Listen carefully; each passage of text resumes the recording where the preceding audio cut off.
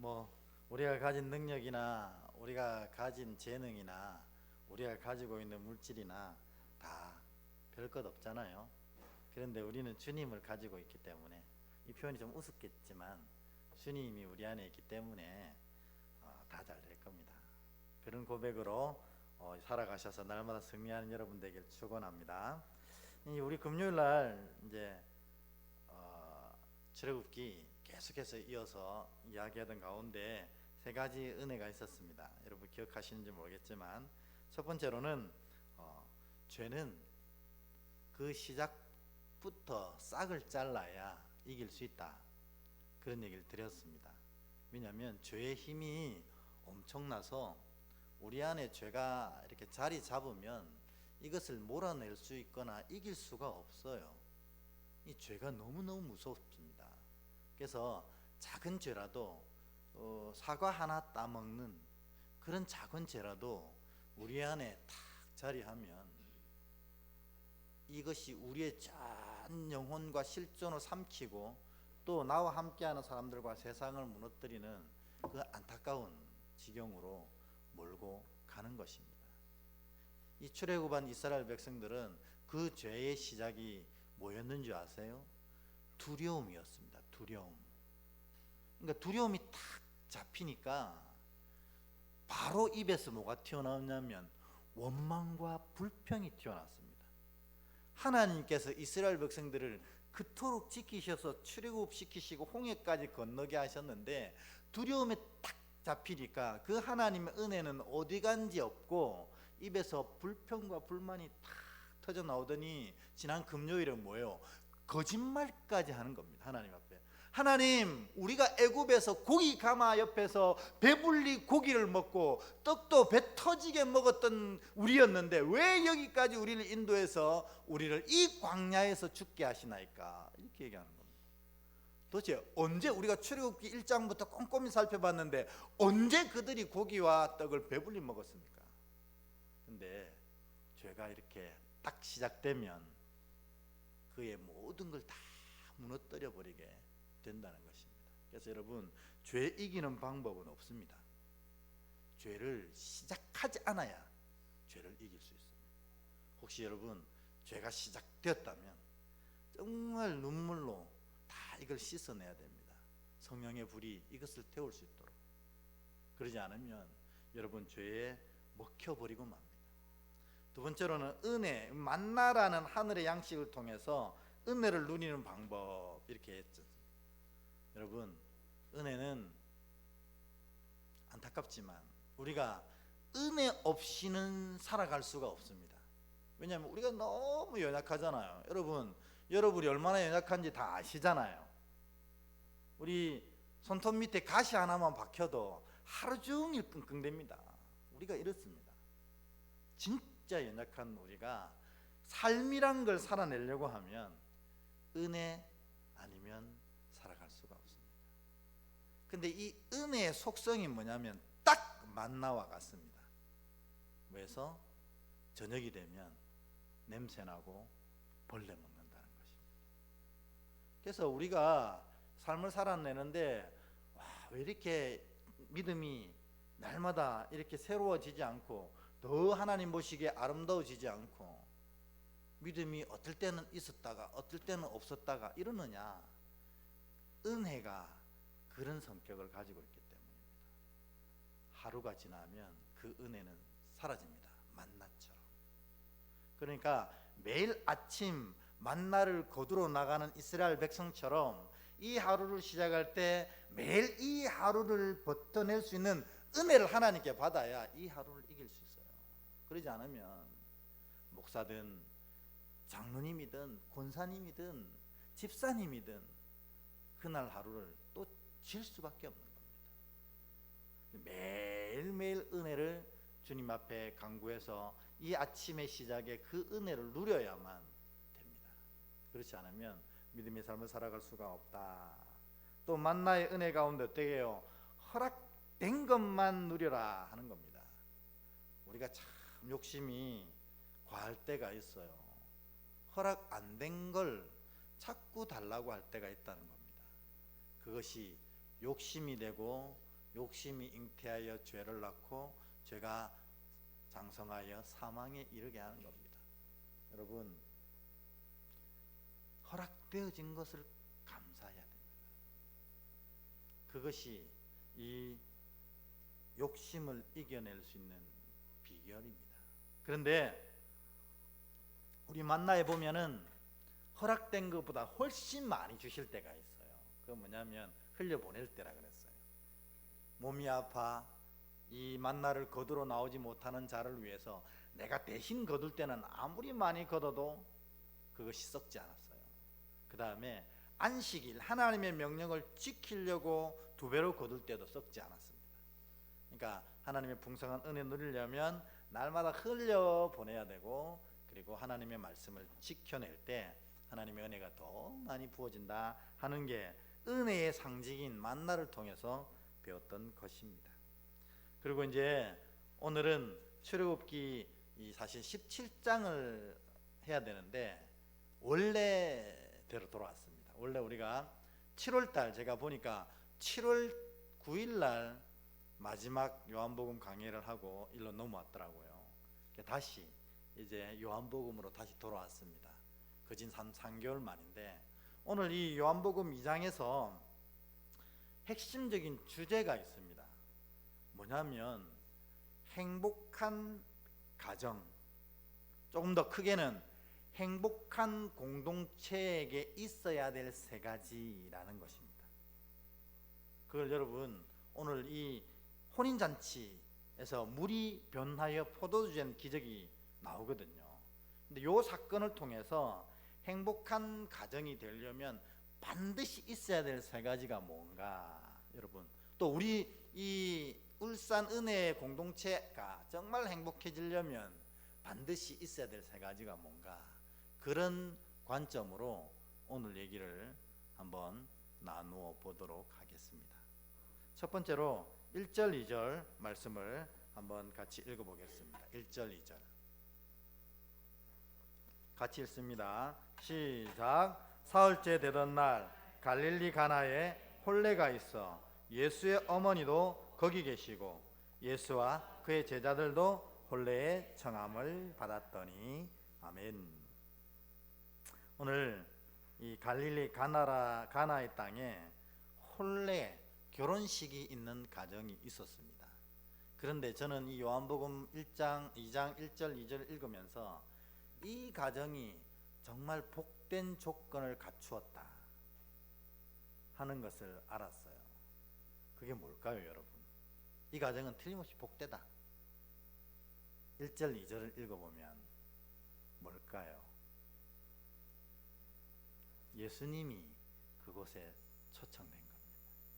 여러분, 이것만큼 복된 게 있겠어요? 이 가나 혼인잔치에, 이게 정확하게 성경에서는 이게 어떤 관계인지 모르지만 예수님 어머니가 이 혼례에 대해서 굉장히 신경 쓰고 있는 걸 보면 예수님 어머니 마리아와 굉장히 가까운 관계다 하는 걸 추측할 수 있습니다. 그리고 놀랍게도 그래서인지 이 잔치에 예수님과 제자들도 초대되었다는 것입니다. 그래서 이 잔치에 예수님이 함께 하셨던 것입니다. 상황이 어떤지, 가정의 형편이 어떤지, 신부가 어떤지, 신랑이 어떤지는 저는 잘 모르고 신경 쓰고 싶지도 않습니다.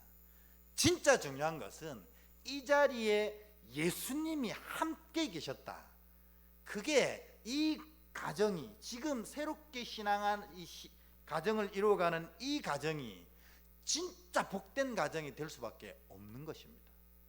그게 뭐냐면 예수님이 그곳에 계셨다. 여러분 가정이 진짜 복된 가정이라고 선포할 수 있는 이유는 뭐냐면 여러분 가정에 예수님이 계시면 여러분은 복된 가정입니다. 왜 그렇습니까? 나중에 얘기하지만 이 결혼식장이 정말 큰 위기에 봉착합니다. 근데 그 위기를 회복시켜주고 해결하신 분이 누구세요? 예수님이라는 겁니다. 만일 예수님이 없었으면 어떻게 될 뻔했어요. 예수님이 그 자리에 계셔서 이 가정의 모든 문제를 다 회복시켜 주셨거든요. 여러분, 가정이, 그리고 우리 이 은혜의 공동체가 진짜로 복되다 선언할 수 있는 이유 첫 번째는 그 가정과 그 공동체에 예수님이 계신가 하는 겁니다. 예수님이 계신가? 여러분 가정에 예수님 계십니까?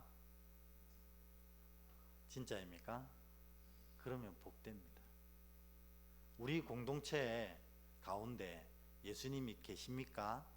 그러면 이 공동체는 복된 공동체라는 것입니다. 근데 여러분, 제가 높아심에 이 질문을 안 할 수가 없어요. 여러분 가정에 예수님 계십니다 이렇게 하셨잖아요. 그게 무슨 의미죠? 예수님이 계신 가정은 어떤 가정이냐는 거죠. 내 말이 너희 안에 거하고 너희가 내 안에 거하면, 이렇게 얘기하십니다. 그러니까 예수님이 좌정하시고 거하시는 가정이란 건 뭐냐면 예수님 말씀이 선포되는 곳이라는 겁니다. 그럴 때 그 가정엔 예수님이 계신 거예요. 그래서 그 예수님의 말씀을 이 가정의 중심으로 삼는 가정이 정말 복된 가정이라는 겁니다. 예수님 어떻게 우리 가정에 오시지? 주의 말씀이 임하면, 말씀을 지키고 있는 가정이면, 그 말씀이 가정의 중심되고 있으면 그 가정은 예수님 믿는, 예수님이 함께 계신 가정이라는 겁니다. 십자가 걸어놓으면 뭐합니까? 찬양 맨날 틀어놓으면 뭐합니까? 말씀이 그 가정의 중심이 되는 가정이 예수님이 계신 가정이라는 겁니다. 우리 공동체도 진짜 예수님이 계신 공동체란 건 뭐예요? 이 공동체의 중심에 예수님 말씀이 자리하고 이 말씀이 우리 공동체를 이끌어갈 때 이곳이 예수님 계신 공동체가 되는 것입니다. 그러면 그곳을 복되다 이렇게 선언하는 겁니다. 여러분 가정이, 여러분 우리 은혜의 공동체가 정말 하나님과 사람으로부터 복되다 이렇게 인정받는 귀한 가정과 공동체 되시길 주의 이름으로 기도드립니다. 아멘. 자, 그게 진짜 복됨의 첫 번째 조건이었습니다. 이제 조금 더 넘어가서 3절을 한번 읽어 보겠습니다. 3절 같이 읽습니다. 시작. 포도주가 떨어진지라 예수의 어머니가 예수에게 이르되 저들에게 포도주가 없다 하니. 아멘. 여러분, 혼인잔치, 유대의 혼인잔치에 포도주가 떨어졌다는 겁니다. 이거를 제일 잘 이해할 수 있는 상황이 뭘까? 빗대어서 할 수 있는 상황이 뭘까? 여러분 표현해 보면, 우리 전라도 지방에 잔치가 열리면 반드시 이것이 나와야 손님 대접을 한다고 합니다. 그게 뭐죠? 네. 그렇죠. 전라도 잔치에 저희 매형이 그 광주 사람이거든요, 사실. 근데 이 광주 사람인 저희 매형이 늘 하는 얘기가 그거였어요. 잔치에 홍어 빠지면 잔치가 아니다. 그러니까 손님을 잘 대접했다는 전라도 잔치에는 반드시 좋은 품질의 홍어가 나옵니다. 그러면 손님들이 우리를 손님으로 대접해 주네 합니다. 우리 경상도의 포항에는 뭐가 나와야 손님 대접한 겁니까?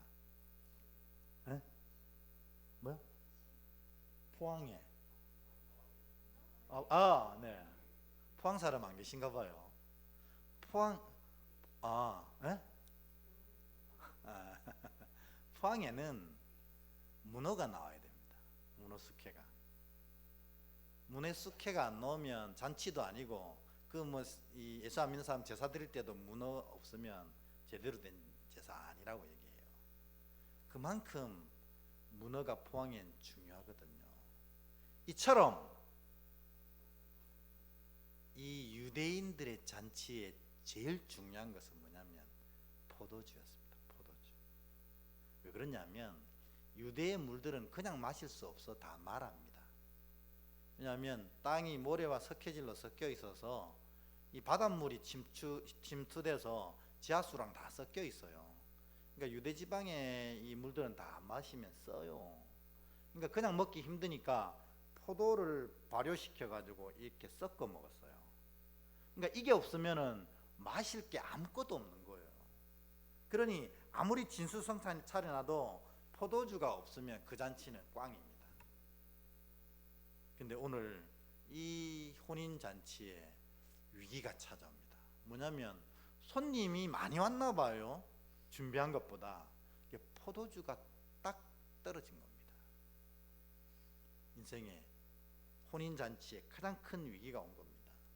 여러분, 이게 사실은 우리 삶에도 이런 일들이 많이 있잖아요. 인생의 위기가 찾아왔다. 여러분, 여러분의 인생의 위기는 뭘까요? 요 혼인 잔치의 위기는 포도주가 떨어졌다 하는 겁니다. 근데 여러분 인생의 위기는 뭘까요? 여러분 뭐라고 생각하세요? 내 인생의 위기는 뭘까? 한번 고민해 보세요. 어떤 분들은 돈 떨어지면 위기라고 생각할 거고, 어떤 분은 건강 떨어지면 위기라고 생각할 거고, 어떨 때는 가족 사랑이 끊어지면 위기라고 생각할 거고, 다양하게 이야기할 수 있습니다. 근데 가장 큰 위기는 뭘까? 제가 목사여서 이런 얘기를 하는 걸 수도 있지만, 가정의 가장 큰 위기는 구원의 감격이, 그 개인의 위기는 구원의 감격이 떨어지면 그게 위기입니다. 여러분, 우리가 예수를 믿고 가장 먼저 우리 안에 차오르는 게 뭐냐면 내가 구원받았다는 감격 아닙니까? 안 그렇습니까? 나 같은 죄인 살리신 주 은혜 놀라워, 이 고백이 넘쳐나는 게 믿음의 첫 은혜입니다. 근데 믿음의 제일 큰 위기는 뭐냐면 이 감격이 사라진 겁니다. 그래가지고 말씀을 읽어도 감격도 없고, 찬양을 불러도 은혜도 없고, 예배를 참석해도 별다른 감동이 없이, 그러면 여러분 포도주가 떨어진 겁니다. 이걸 유대 잔치에 포도주 떨어진 것처럼, 전라도 잔치에 홍어가 떨어진 것처럼, 이 포항 잔치에 문어가 떨어진 것처럼 정말 심각하게 생각해야 되는데, 차라리 문어가 떨어지고 홍어가 떨어지면 심각하게 생각하는데 우리 이 구원의 감격이 떨어진 걸 아무렇지 않게 생각한다는 거예요. 왜냐하면 이게 첫 성이거든요. 도미노에 이거를 탁 치면 쫘르르르 믿음의 모든 것들이 무너지는 출발점이거든요. 혹시 여러분 이런 위기에 여러분 와 있지 않습니까? 나 같은 죄인 살리신 주 은혜 놀라와. 여러분 이 찬양에 막 가슴이 미어지십니까? 그래야 하거든요.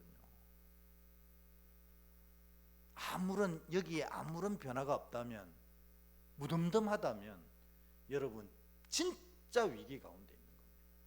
포도주 떨어진 겁니다. 그래서 구원의 감격이 우리 인생의 포도주입니다. 주님께서 십자가의 보혈로 여러분을 구원해 주셨습니다. 아멘. 이 고백이 정말 아멘이 안 되면 큰일 난 겁니다. 이게 정말 가슴 밑쪽에서 아련히 올라와야 그게 진짜 자녀 된 것입니다. 목사가 되고 장로가 되고 권사가 되면 뭐 합니까? 천국에서 그런 직분이 의미가 있겠습니까? 아무 의미 없습니다. 천국은 구원받은 자, 이것만 있습니다. 여러분, 오늘 이 시간 혹시 내가 구원의 감격을 다 흘려버리고 있었다면 그거를 다 다시 회복하셔서 여러분 심령 가운데 포도주가 넘쳐나는 은혜가 있기를 주의 이름으로 축원합니다. 아멘. 다시 이 가정으로 돌아갑시다. 그런데요, 이 가정이 진짜 복되다 하는 두 번째 이유가 있어요. 첫 번째 이유가 뭐였죠? 예수님이 계셨고, 두 번째 이유는 뭐예요? 이 가정을 위해서 간구하는 자가 있었다는 겁니다. 그게 누구였어요? 마리아요. 그러니까 여러분 가정이 복된 이유는 뭐냐면 예수님 말씀이 중심된 가정이면 복됩니다. 또 두 번째 복된 이유는 뭐냐면 이 가정을 붙잡고 예수께 간구하는 자가 있으면 그 가정이 복된 가정이라는 겁니다. 왜냐? 주님이 그 간구를 들어서 이 가정을 결국 회복시키실 거기 때문에, 물이 변하여 포도주 되게 하셔서 그 잔치가 극상품의 포도주로 넘쳐나게 하실 것이기 때문에 그렇습니다. 그러니까 여러분 가정에 이 가정을 품고 기도하는 사람이 있습니까? 할 때 아멘 이렇게 되면 그 가정은 복된 가정입니다. 왜요? 하나님이 회복시키실 거기 때문에. 그거 누가 해야 됩니까? 여기 계신 여러분이 하셔야 돼요. 오늘 이 말씀을 들었으니까. 그래서 나는 이 가정을 위한 사실 선교사입니다. 선교의 1번 말씀이 중심되도록 노력해야 되고, 두 번째 이 가정을 품고 기도하는 모습을 하나님께도 보여드려야 되지만 또 이 선교 대상자들한테도 끊임없이 보여줘야 돼요. 옛날에 우리 권사님 한 분 중에 자녀들이 너무너무 말 안 듣는 자녀들이 있었대요. 다 말 안 듣는데 특별히 좀 신앙 좀 해라 하는 얘기는 정말 말 안 듣는 거예요. 그래서 이 권사님이 결단하고 꾀를 내었습니다. 그게 뭐냐면 아이들이 집에 오는 시간에 기도를 시작하는 거예요. 근데 꼭 안방문을 열어놓고 막 눈물을 흘리면서, 일부러 흘리는 눈물은 아니겠지만 어쨌든 아이들이 오는 시간에 안방문 열어놓고 벽을 보면서 눈물로 기도했대요. 아이들이 들리도록 막 기도한 겁니다. 우리 사랑하는 아들이 하나님의 은혜와 구원을 누리면서 그렇게 살아야 하는데 지금 예수를 온전히 섬기지 못하고 있다고. 저가 천국 못 가면 내가 천국 가서 하나님 얼굴 볼 수 있겠냐고 막 눈물을 흘리면서 기도를 한 달 이상을 했다는 거예요. 이 아이들도 그 목석 같은 아이들이 한 달 동안 엄마가 울어 제끼니까 한 달 뒤에 그러더랍니다. 엄마 이제 그만 좀 하이소 이러더래요. 그만 좀 하이소. 다음 주부터 교회 갈게요. 대신 내가 막 열심으로 내지는 못합니다. 근데 교회는 틀림없이 갈게요. 그게 어떻게 됐겠어요? 걔네들 지금 하나는 안수 집사가 됐고 하나는 권사가 돼 있습니다. 아들이. 뭐냐면 가정을 놓고 진짜 간구하는 자가 있으면 하나님이 그 가정을 회복시키시는 겁니다. 근데 우리가 문제가 뭐냐면 저도 그렇고 여러분도 그렇고 하다가 포기한다는 거예요. 하다가 포기. 그러면 안 됩니다. 끝까지 하셔야 돼요. 그리고 하나님이 보시기도 하지만 이 사람들이 볼 수 있도록 진짜 기도하셔야 돼요. 한 달 눈물이 떡이 되도록 기도했는데도 안 된다면 정말 우리 진짜 슬퍼야 됩니다. 둘 중에 하나거든요. 나를 사랑하지 않든지 하나님이 그를 사랑하지 않든지 여러분 시도하셔야 됩니다. 두 번째, 가정이 진짜 그 가정이 복된 이유는 뭐냐? 이 가정을 놓고 기도하는 사람이 있다는 겁니다. 여러분 가정이, 여러분 기도하는 여러분, 가정을 놓고 기도하는 여러분을 통해서 진짜 복된 아름다운 은혜가 넘쳐 흐르길 주의 이름으로 축복합니다. 우리 교회도 우리 교회가 진짜 절망스럽고 어렵다 이런 경우는 딱 한 경우예요. 성도들이 교회를 위해서 기도하지 않는다. 그거라는 겁니다. 이거 하나님의 교회라 하나님이 끌어가십니다. 하나님이 세우십니다. 근데 진짜 위기는 뭐냐? 성도들이 교회를 위해서 기도하지 않을 때, 그게 위기라는 겁니다. 여러분 새벽의 제단에, 수요예배 제단에, 금요 성령집회 제단에 많이 오셔서 여러분 개인의 기도도 하지만 이 교회를 위해서 기도해 주십시오. 기도가 진짜 많이 필요할 때입니다. 그러나 이게 기도하는 성도들이 있는 교회는 절대로 무너지지 않는다는 겁니다. 제가 그 오산에서 그 사역하던 교회가, 부목사로 사역하던 교회가 재적이 2,000명이었어요. 출석은 한 1,000명 정도 되고 재적이 2,000명인데 제가 이 교회를 부임해서 한 5년 정도 사역하면서 이 교회가 왜 이렇게 부흥하지? 되게 궁금했어요. 아무리 봐도 부흥의 거리가 없는 거예요. 교만한 얘기 같지만 왜 부흥하지? 왜 부흥하지? 제가 4년째 되는 해에 그 이유를 알았습니다. 뭐냐면 비가 오나 눈이 오나 교회에 풍파가 있으나 기쁨이 있으나 매일매일 놓치지 않고 교회 지하에 와서 밤새 기도하는 성도가 20명 있더라고요. 누가 시키지도 않았어요.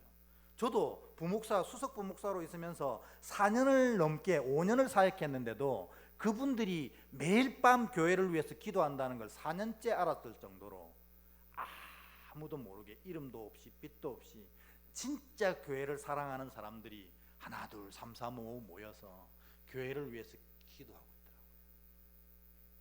그래서 제가 4년째 손뼉을 쳤습니다. 드디어 알았다.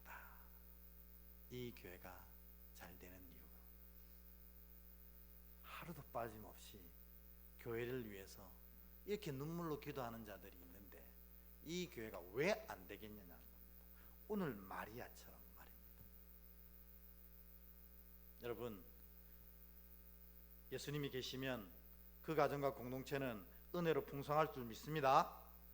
예수님께 구하는 자가 있는 공동체와 가정은 반드시 은혜로 넘칠 줄 믿습니다. 이게 이 물이 변하여 포도주 된 사건의 진짜 핵심이라는 겁니다. 근데 마리아가 포도주가 떨어졌다 하고 예수께 얘기합니다. 그랬더니 이 예수님의 대답이 좀 속상했습니다. 마리아 입장에서 보면 뭐냐면 우리 4절 그리고 5절을 이어서 읽어보겠습니다. 4절 5절 같이 읽어볼까요? 시작. 예수께서 이르시되 여자여 나와 무슨 상관이 있나이까? 내 때가 아직 이르지 아니하였나이다. 그의 어머니가 하인들에게 이르되 너에게 무슨 말씀을 하시든지 그대로 하라 하니라. 아멘. 아들아,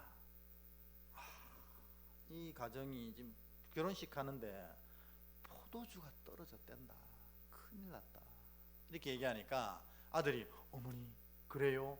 이렇게 하는 게 아니고 오늘 4절에 보면 갑자기 자기 어머니를 뭐라고 부르냐면 여자여 이렇게 부릅니다. 여자여. 이제 헬라 말로는 귀네 이렇게 부릅니다. 이 귀네가 무슨 말이냐면 사실은 뭐 깔보거나 함부로 우리 어이구 이 여자야 이렇게 하는 게 아닙니다.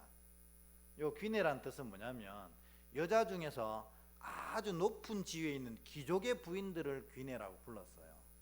그러니까는 이 예수님이 갑자기 자기 어머니를 여자여 이렇게 부른 것은 이 마리아를 존중하며 부른 것이지만 중요한 건 어머니로 여기지 않았다는 거예요. 그리고 뭐요? 나와 무슨 상관이 있나이까 이렇게 했습니다.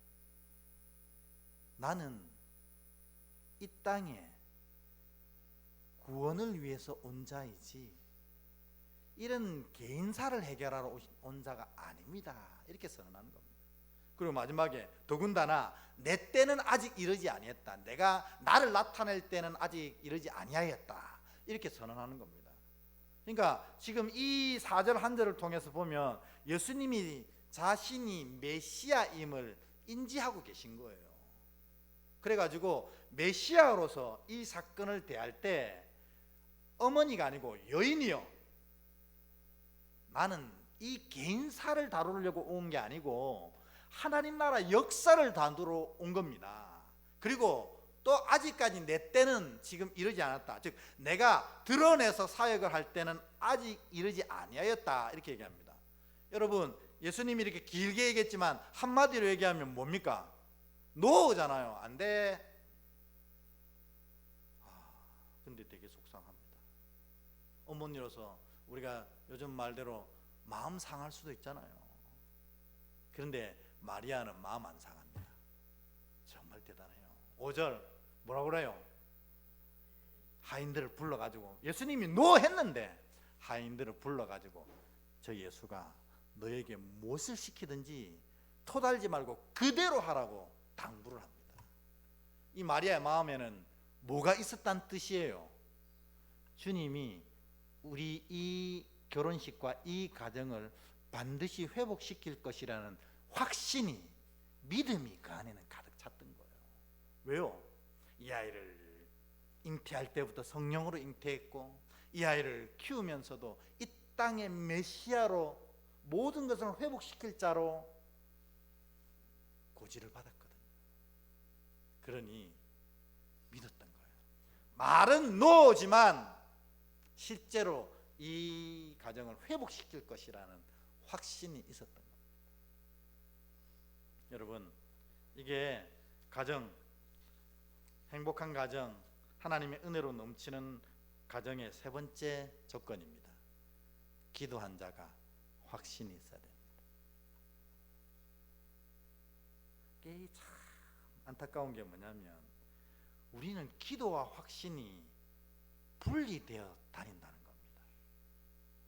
그 밤새 기도를 해도 일어날 때 보면 아이고 되겠나, 아이고 되겠나 이러는 거예요. 기도한 사람도 되겠나 하는데 누가 그걸 이룰 수 있겠어요? 확신이 필요합니다. 믿음이 필요하다는 거예요.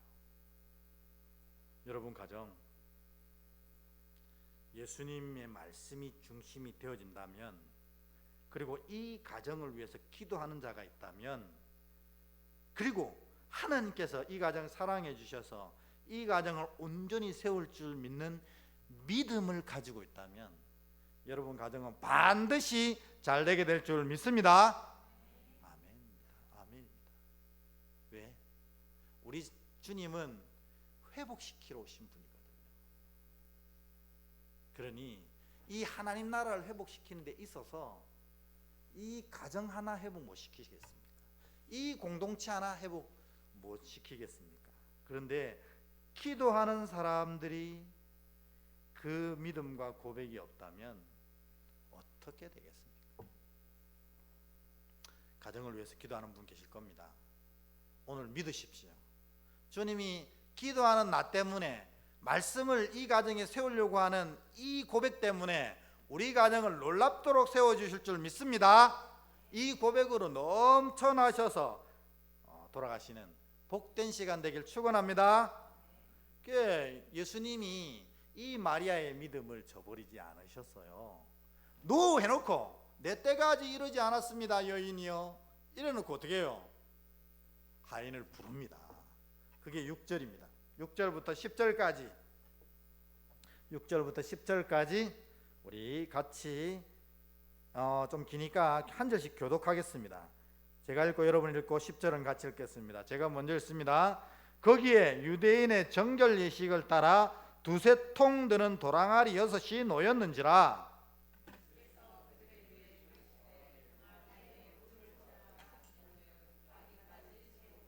이제는 떠서 연회장에게 갖다 주라 하심에 갖다 주었더니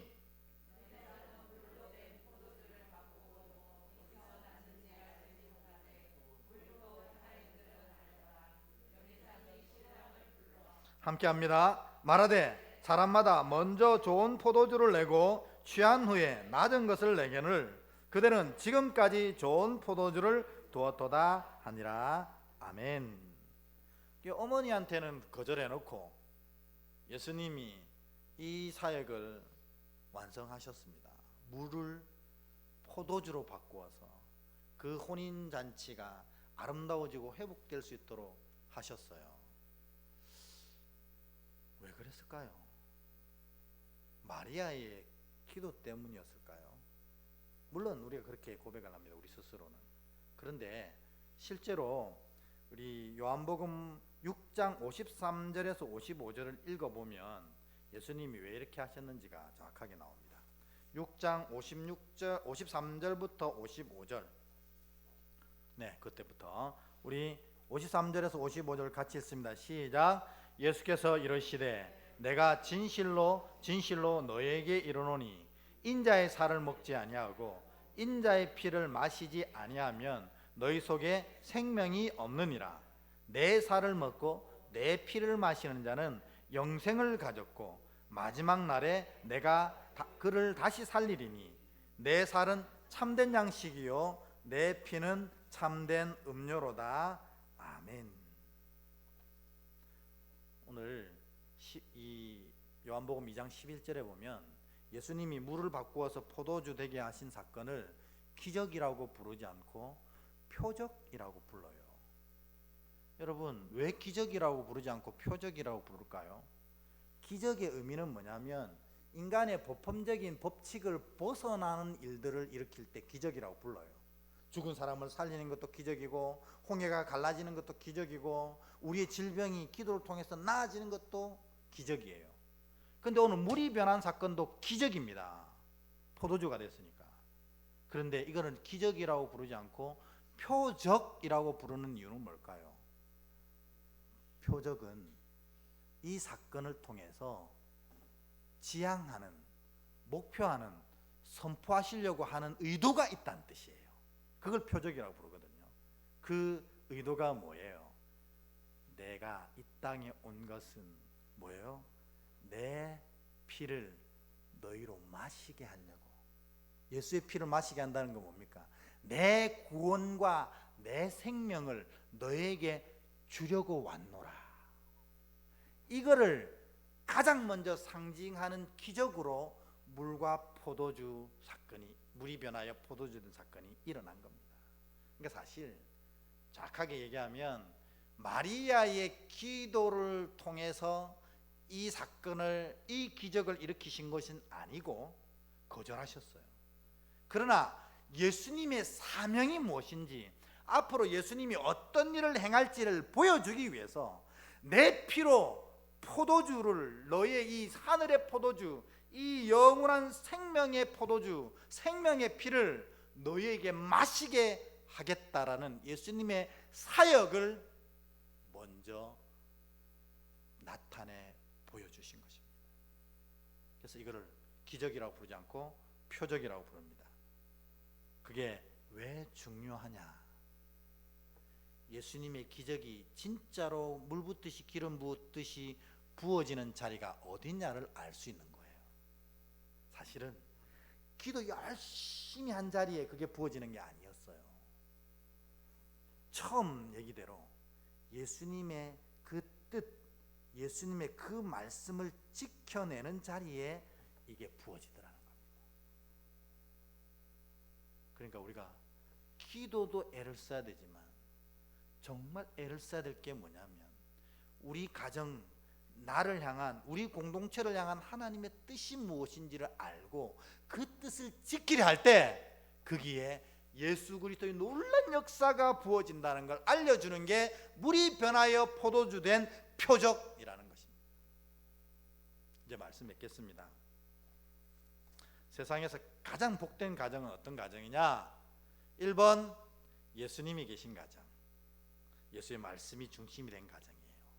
2번 그 예수님께 기도하는 자가 있는 가정. 3번 기도한 것을 확신하는 가정. 4번 다시 1번으로 돌아옵니다. 이 예수님의 말씀을 지켜가는 가정에게 오늘 물이 변하여 포도주 된 것 같은 삶의 모든 이 결핍이 다 채워지고 회복되어지는 놀라운 은혜가 부어지게 되는 것입니다. 이제 제가 아주 선언적으로 선포하겠습니다. 여러분 가정에 있는 모든 위기와 어려움들이 물이 포도주 변한 것처럼 오늘 주를 향한 고백을 통해서 다 바뀌어지는 은혜를 경험하시길 주의 이름으로 축원합니다. 아멘. 우리 이 찬